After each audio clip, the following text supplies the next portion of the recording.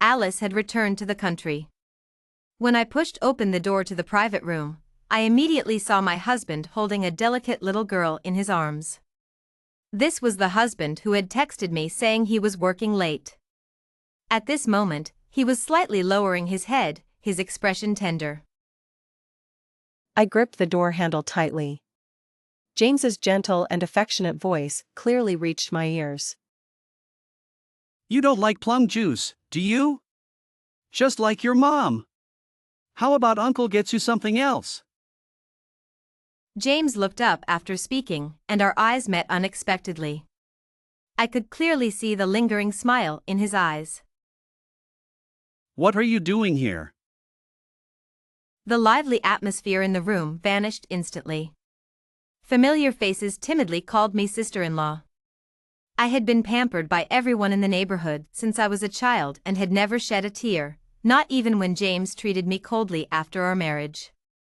But now, my eyes stung, and for the first time, I doubted whether my choices over the past decade had been wrong.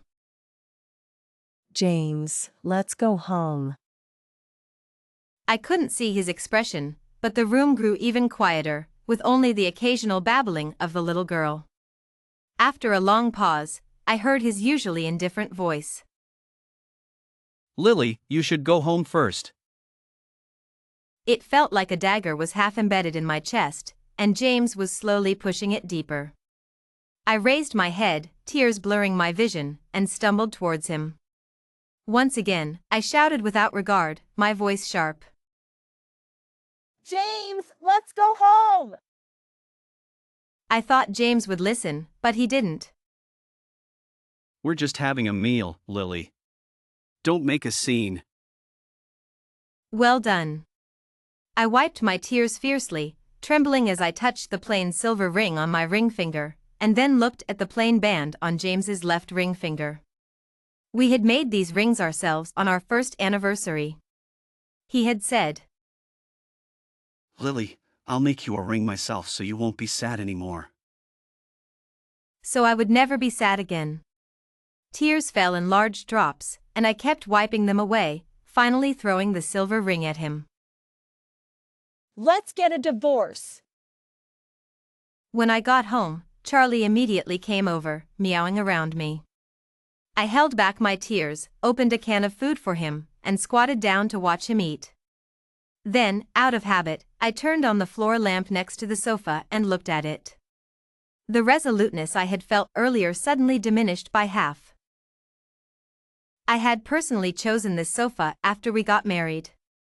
To make him feel the warmth of home, I often waited for him on this sofa when he didn't come back. The floor lamp next to the sofa was also my choice. Our first year of marriage hadn't been smooth, he often didn't come home. Until one night, he came back to get a document and saw me dozing off on the sofa. The next day, he had promised me. Lily, I won't let you suffer anymore. After that, no matter how busy he was, he would call me and tell me to go to bed early. This sofa witnessed the change in his attitude towards me. But over the past 3 years, I stubbornly waited for him, and gradually, the calls stopped. It seemed he had gotten used to it too. Something inside me shattered. I thought, this time we're really done, James. In recent years, I rarely dreamed, but this time, even though I slept lightly, I kept dreaming. Maybe it wasn't dreaming, it was just memories slipping by like a movie. Our families were neighbors, and Mr. and Mrs. Johnson often left me at James's house because of their work. Since I could remember, I had known James. James, carry me. James, I want to eat this. James, go buy this for me. Our families were neighbors, and Mr. and Mrs. Johnson often left me at James's house because of their work. Since I could remember, I had known James. James, carry me. James, I want to eat this. James, go buy this for me. James doted on me the most, and I smoothly became his little tag-along, gradually getting to know the other kids in the neighborhood. That year, I was in my third year of middle school, and I insisted that James, who was already in his third year of high school, come to accompany me during every break. James, come see me during breaks, okay? Of course, Lily. James complied, and during each of the 8 breaks, he would come from the high school section to the middle school section to see me. Many people said I was arrogant and domineering, and even the brothers who grew up with me complained that I was inconsiderate. I actually knew that I shouldn't disturb James in his crucial year, but I didn't understand why I was testing him in such a stubborn way. James, am I arrogant and domineering? James leaned against the middle school railing, smiling gently. Lily is like this because I spoiled her bit by bit, and I like it very much. At that moment, those unclear tests had a reason. I liked this brother who had doted on me since childhood. I thought he would spoil me for a lifetime. Until Alice appeared. Alice was the child of my second uncle. Due to some circumstances, she stayed at our house. She was generous, gentle, and loved painting, exuding an artistic aura. When I introduced Alice to the brothers who grew up with me, they were all particularly attentive, and even James's eyes sparkled. James gradually stopped coming to see me during breaks. I secretly sneaked to the high school section. He was tutoring Alice, who was preparing for art exams. I wasn't jealous at all, I also liked the gentle Alice. I was just a bit sad. I insisted on sharing a room with Alice and told her how much I liked James. I know, Lily.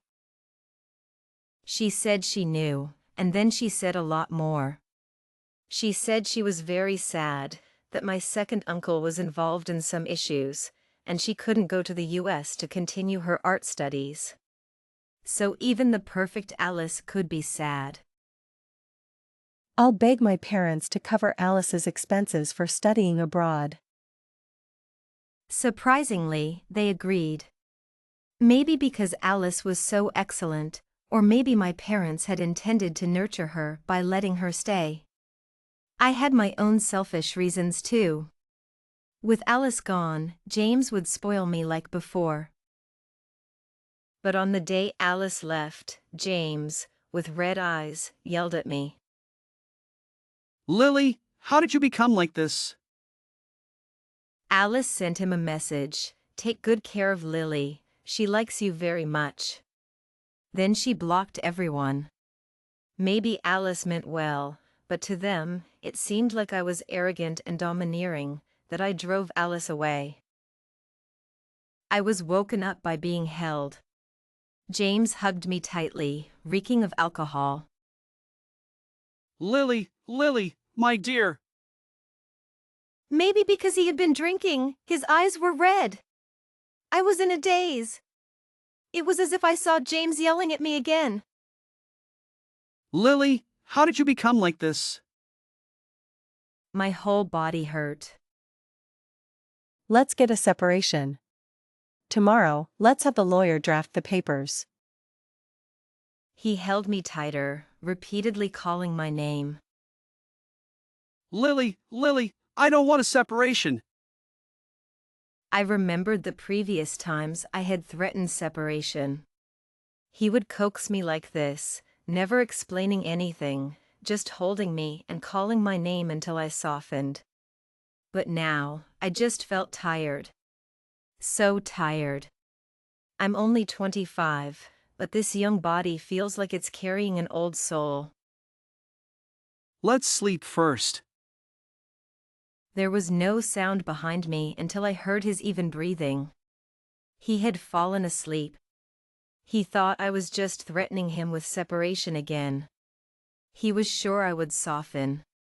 He had always been like this. Lily sat on the sofa, reminiscing about the early days of her marriage. The sofa, a symbol of her efforts to create a warm home, now felt cold and distant. She recalled the promise James made that night. Lily, I won't let you suffer anymore. But over the past 3 years, his calls had gradually ceased, and something inside her broke. She whispered to herself, This time we're really done, James. Memories of their childhood played like a movie in her mind. She had known James since they were neighbors. James, carry me. James, I want to eat this. James, go buy this for me. I touched my ring finger, now bare. I answered him decisively. All right. It wasn't out of spite. Maybe I really didn't like him anymore. Alice looked at me in shock. Lily, you've changed so much. The streets were bustling, and the 8 o'clock sun was just right. It was a new day. People change. James's face showed rare panic. I'll pick you up tonight, Lily. Remember to wait for me. When I get busy, I tend to ignore everything else. When I first took over the Johnson Corporation, James would complain that I valued the company more than him. He often said, Stop working. I'll take care of you. But now, I'm immensely grateful that I still have the Johnson Corporation. After work, I habitually booked a ride but then remembered he said he'd pick me up, so I cancelled and apologized to the driver. It's strange, I usually remember everything James says, but this time I forgot. I stood outside the company, looking at the beautiful sunset, and suddenly recalled waiting at James's school gate. I was 17 that year, a junior in high school. I crossed several provinces alone to find him over the weekend. When I arrived at his university gate, it was 6 in the evening, and the sunset was as beautiful as today. After he yelled at me because of Alice, I hadn't spoken to him. I had my pride. I had decided to give him the silent treatment forever. But that year, the James family had trouble. Mr. James accepted a mooncake box from a CEO, and when the inspection team came, the box was filled with money, with a card at the bottom. Maybe he was framed, or maybe Mr. James was getting old. The CEO was already in prison and wouldn't let go of Mr. James, who was sentenced. Everything he worked for his whole life was gone in an instant. When the tree falls, the monkeys scatter. James's friends disappeared, some went abroad, some pursued further studies. Even my parents hinted that I should avoid the situation, maybe go somewhere else, but all I could think about was how hard it must be for James. I broke my pride and went to find him. To him, it was like I admitted to driving Alice away. I watched people come and go at the school gate, stubbornly dialing James's number digit by digit. It was like playing a game only I knew, competing with myself. Lily? What's wrong? I'm at your school gate. Come pick me up. The sunset gradually faded, and the neon lights slowly lit up. It was already 10 at night. Unlike last time, no one came to pick me up. I looked at the towering buildings and suddenly remembered that little game. I carefully dialed that number from memory. The traffic flowed endlessly in front of me, and I gripped my phone, waiting for the verdict. Sorry, the number you dialed is no longer in service. Sorry. Oh, I forgot. James stopped using that number in his senior year. People do change. At 15, I was woken by the ringtone, and Charlie burrowed into my blanket in fright. On the other end, James's voice was frantic, unlike his usual calm. Lily, where are you? Why didn't you answer your phone? I went to your company and the nearby subway station, but I couldn't find you. I paused, stroking Charlie's smooth fur, and softly said, James, I'm home. Come back first. All I could hear was the honking of cars and the sound of rain hitting the windows. Is it raining outside? Before I could ask more, a slow and soft okay came through the phone. Okay. I couldn't sleep at all, so I decided to curl up on the sofa and wait for him. I casually flipped through some driving test questions, thinking about scheduling my driving test. Charlie followed me from the bedroom to the sofa, warming me up like many nights before. When James came in, he looked quite disheveled. The usually meticulous man had his suit soaked, mud on his shoes, and raindrops on his glasses. He stood in front of me, his eyes behind the glasses looking deeply at me. I saw you didn't come to pick me up, so I came back first. I forgot to call you. He remained standing there. Go take a shower and get some rest. Maybe my indifference completely angered him. He gripped my shoulders tightly, his voice hoarse. Do you know how long I looked for you? His hair was still dripping water, and I looked into his dark eyes. So what? Just because you didn't pick me up, I deserve to wait for you? The next morning, the sound of clattering came from the kitchen again. James was busy inside. In 3 years of marriage, he rarely cooked. I leaned against the door, watching him like I did yesterday. He clumsily put some wet celery into the frying pan, and the splattering oil quickly reddened his hand. He knew I was there but kept silent, continuing to stir-fry. Seeing the dark circles under his eyes, I couldn't help but feel a bit sorry. After all, he had pampered me and been with me for many years. Let me do it. You go rest. James turned to look at me, joy flashing in his eyes. I took the spatula from his hand and threw 2 slices of bacon into the pan. James didn't leave. He leaned in, resting his head on my shoulder, his tone a bit aggrieved. Lily, yesterday Daisy got hurt. I was in a hurry to take her to the hospital and forgot to pick you up. I was stunned. It was rare for James to explain himself to me. But it didn't matter anymore. The divorce papers could be drafted in a few days. He rubbed his head against me uneasily. Lily, don't become someone I don't recognize. At the dining table, James handed me the tablet, smiling gently. I saw you were still working last night. Are you very busy? Not busy, just going through some driving test questions. James's smile froze a bit, then he spoke again. Lily. Let's go see Daisy after breakfast. After breakfast, I wanted to wash the dishes, but James stopped me, holding the ring. Lily, the ring. I looked at him, just as he had ignored me countless times before. Go pack up, we're going to see Daisy. Out of the corner of my eye, I saw him withdraw his hand holding the ring. He slowly replied. Okay. I didn't feel any sense of revenge. At the hospital, I finally saw how serious Daisy's injury was. Her entire back was swollen and red, her whole body an unnatural red, and her right hand was hooked up to and fore. Alice was gently applying ointment to her. When we came in, she turned and softly said, Sit down. Then continued applying the ointment.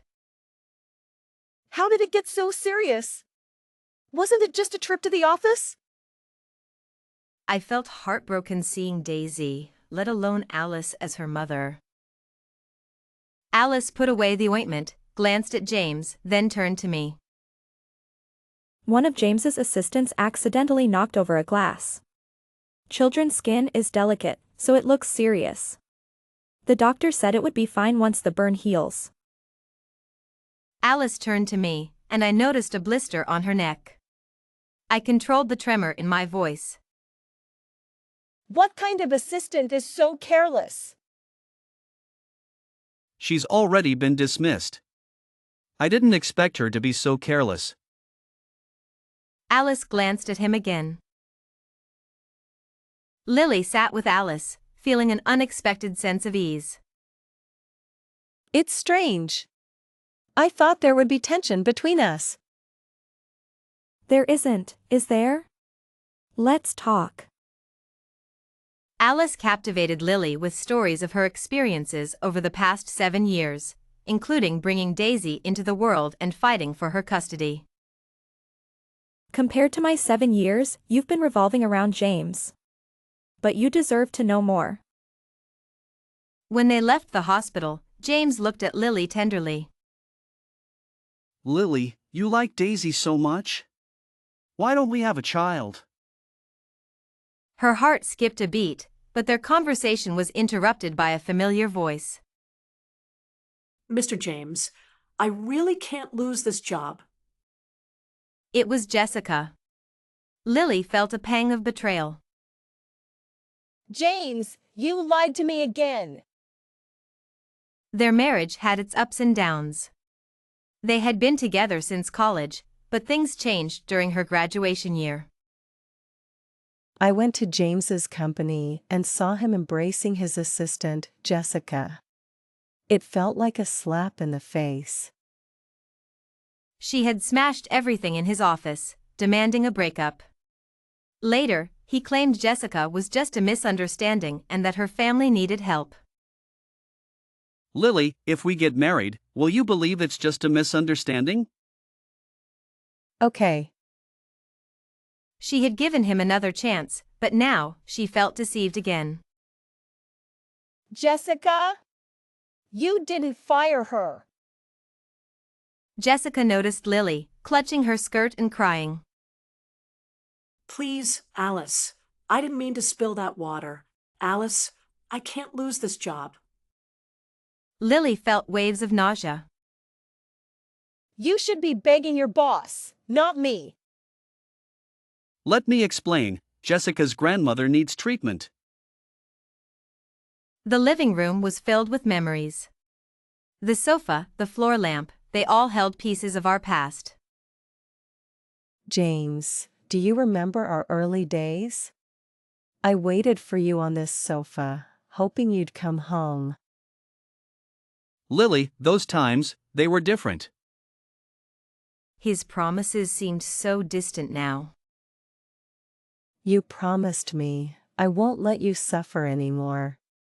But here we are. The calls had stopped, the warmth had faded. Something inside her shattered. James, I think we're really done this time. The next time I saw James, it was already winter. I was working late because of a document, and it was completely dark outside. He stood there, head down, alone at the entrance of my apartment. I couldn't see the expression on his face. Come in. He looked surprised, his voice hoarse.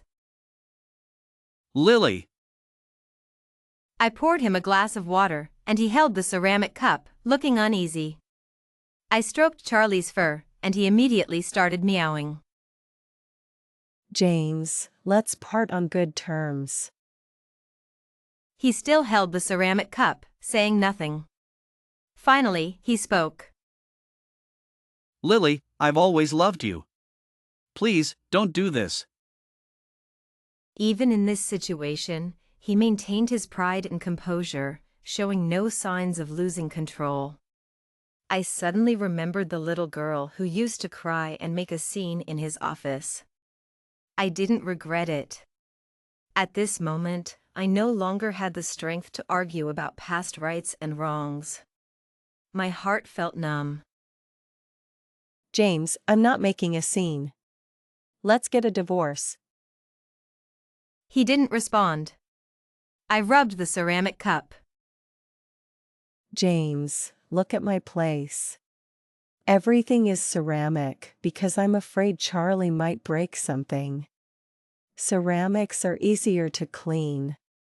But when I was with you, you liked glass, so everything at home was glass.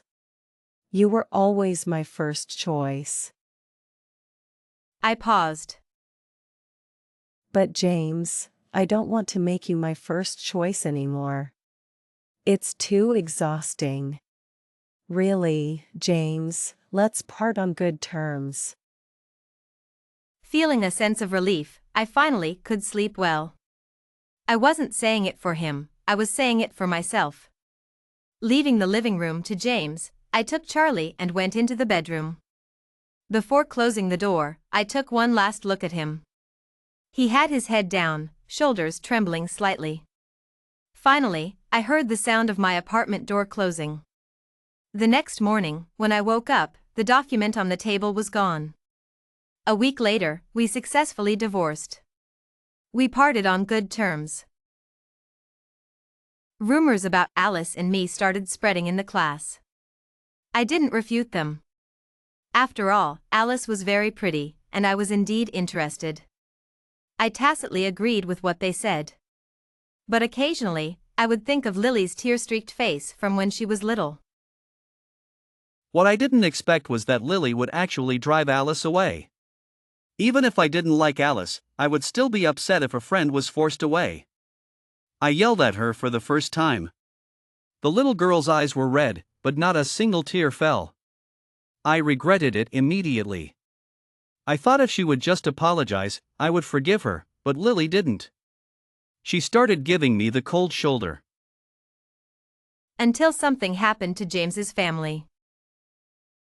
Everyone around me avoided me, except for Lily, who came to find me. Later, Lily and I got together. I forgot the reason why. I also forgot most of what we did after getting together.